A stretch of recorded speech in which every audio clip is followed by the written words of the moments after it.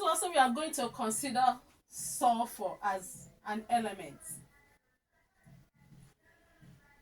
Well, before we start, let's look at sulfur pump.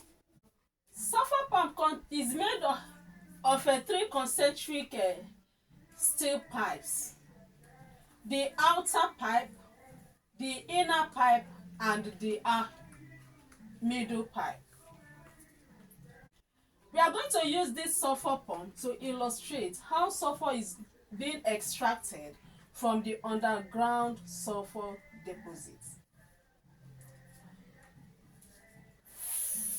For years, from the origin, sulfur has been known for its medicinal and germicide effects. Sulfur was identified, it was recognized as element in 1787. Sulfur can occur as a free deposit on the ground. It can also occur in its combined state as a sulfide in form of zinc sulfide, magnesium sulfide, calcium sulfide, lead 2 sulfide, hydrogen sulfide, and the rest of them. It can also occur in form of tetraoxosulfate 6 in a combined state. As sulfur deposits on the ground, sulfur can be extracted using a process known as Franck process. First, a hole of about 30 centimeter diameter is drilled first to the sulfur from the soil surface to the sulfur bed, and sulfur pump is now driven through this hole to the sulfur bed, and a superheated water of about 170 degrees centigrade is forced through the pump to the sulfur bed through the outer pump, and this superheated water will now go and melt, cause the sulfur on the sulfur deposit to melt. The molten sulfur will now enter the middle pump, while a hot compressed air will be forced in through the inner pump. And this inner pump, the hotness of the inner pump and the hotness of the outer pump will keep the middle pump hot, thereby making the molten sulfur to be pumped out to the receptacle, that is to the surface of the earth, surface of the land. And when it cools, it gets solidified. Sulfur that is extracted through this process is about 99.5% pure. Okay, so the next is allotropes of sulfur. Allotropy is the existence of elements in two or more forms in the same physical state. There are two main allotropes of sulfur. We have the crystalline allotropes, which are the rhombic sulfur and the monoclinic sulfur. Rhombic sulfur and the monoclinic sulfur are the crystalline allotropes of sulfur. Rhombic sulfur can as well be called alpha sulfur, while monoclinic sulfur is called prismatic sulfur or beta sulfur. Then we have amorphous sulfur. Amorphous sulfur is not actually true allotrope of sulfur because it don't have definite shape. It don't have a particular shape, and it's reversed to rhombic sulfur on standing, so it's not stable at all. Now let's look at rhombic sulfur. Free sulfur exists in form of rhombic because it is the only sulfur that is stable at the temperature below 96 degrees centigrade. It is bright yellow in color and octahedral in shape.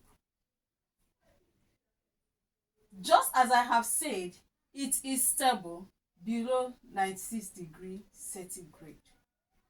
A molecule of this sulfur is made up of 8 rings of atoms. which gives that octahedral shape. This sulfur is prepared by allowing the saturated solution of sulfur from carbon 4 sulfide to evaporate slowly. And on the process, octahedral crystal will be deposited. Let's look at monoclinic sulfur. Monoclinic sulfur, in other words, is amber in color. It is long and needle-like in shape. So it is stable at the temperature between 96 degrees to 119 degrees centigrade. Above this temperature, it reverts to rhombic sulfur. This monoclinic sulfur is prepared by allowing molten sulfur to cool. Molten sulfur, powdered sulfur, is heated in a crucible until it melts, and more of the powdered sulfur will be added while the heating continues and with the continuous stirring. And this process is continued until the crucible is almost filled up. Then the molten sulfur will be allowed to cool. On the process of cooling, a crust, that is a solid crust, a crust will be formed on the surface. Then 2 holes will be perforated, will be formed on the surface, and through these 2 holes, the remaining molten sulfur will be poured out. And before removing the crust, when the crust is removed, needle-like crystal will be found deposited by the side of the crucible, and that is known as a prismatic or the monoclinic sulfur. When amorphous sulfur, as we say, that is not true allotropes because it reverts to rhombic sulfur on standing. It is not stable at any temperature. This sulfur is prepared by rapid cooling of the powdered sulfur, of the molten sulfur. When molten sulfur is poured into cold water, it will cool rapidly by rolling into a plastic, which is elastic initially at the beginning. It will be elastic at the beginning. By when it stands, it will be reverting to rhombic, that is getting to crystalline form. So, and this is the reason why we say that it's not what true allotropes, because it don't even have a particular shape, it don't have definite shape, and is not stable at any temperature. So for this, considering what we have said so far, it means that we can extract this between rhombic and monoclinic sulfur. Rhombic sulfur melts at the temperature of 115 degrees centigrade, while monoclinic sulfur melts at the temperature of 119 degrees centigrade. Rhombic sulfur is bright yellow in color and octahedral in shape, while monoclinic sulfur is amber in color and long and needle-like in shape.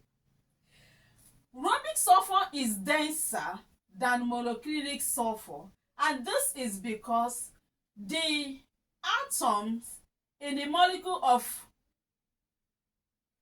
rhombic sulfur are closely packed together, unlike that of a monoclinic sulfur that are sparsely packed together. So for this reason, rhombic sulfur is denser than monoclinic sulfur. Rhombic sulfur is stable at the temperature below 96 degrees centigrade, while monoclinic sulfur is stable at temperature between 96 degrees centigrade to 119 degrees centigrade. It therefore means that the temperature 96 degrees centigrade is the transition temperature between the two, because at the temperature 96 degrees centigrade, the rhombic sulfur changes to monoclinic sulfur. But at the temperature below 96 degrees centigrade, monoclinic sulfur reverts to rhombic sulfur. Now let's look at the physical properties of sulfur. We just said that sulfur at room temperature exists as rhombic sulfur, which is bright yellow crystalline solid that is insoluble in water but soluble in carbon 4 sulfide or in methyl benzene, which is in other words known as toluene. Sulfur melts at the temperature of 119 degrees centigrade and boils at the temperature of 444 degrees centigrade. At this, let's look at the effects of heat on sulfur. When sulfur at room temperature is heated, remember we said that rhombic sulfur is stable below 96 degrees centigrade. So it means it's stable until at the temperature of 96 degrees centigrade before it starts changing to monoclinic sulfur. And as it changes to monoclinic sulfur, as the heat continues, at the temperature of about 119 degrees centigrade, the monoclinic sulfur starts to melt. As it melts and the temperature continues, at about 160 degrees centigrade, the molten sulfur becomes darker in color and more viscous. It becomes viscous. This is because sulfur originally exists as a ring. Remember, we talked about ring of 8 atoms in a molecule. So this ring will be broken by heat, forming long chain. And this long chain is thicker and flow less. So it flow less easily. It doesn't easily flow. So as the temperature increases at about 200 degrees centigrade, it becomes even more thicker, more viscous, and very dark brown. This is because there is molecular entanglement. The more molecular entanglement, the more viscous that the liquid becomes. Okay, when it's being heated from that 200 degrees centigrade at about 444 degrees centigrade, the molten sulfur turns into vapor. Then it becomes sulfur vapor. And when this molten sulfur suddenly cools, if it suddenly cools, remember when we talked about pouring molten sulfur into cold water. If it suddenly cools, it changes into plastic sulfur. It will roll into plastic sulfur, which is initially non-crystalline, unstable, elastic in form. It has elastic characteristics and is unstable. As it stays, it reverts to rhombic sulfur. These are the effects of heat on sulfur. So the next we are going to look at is chemical properties of sulfur.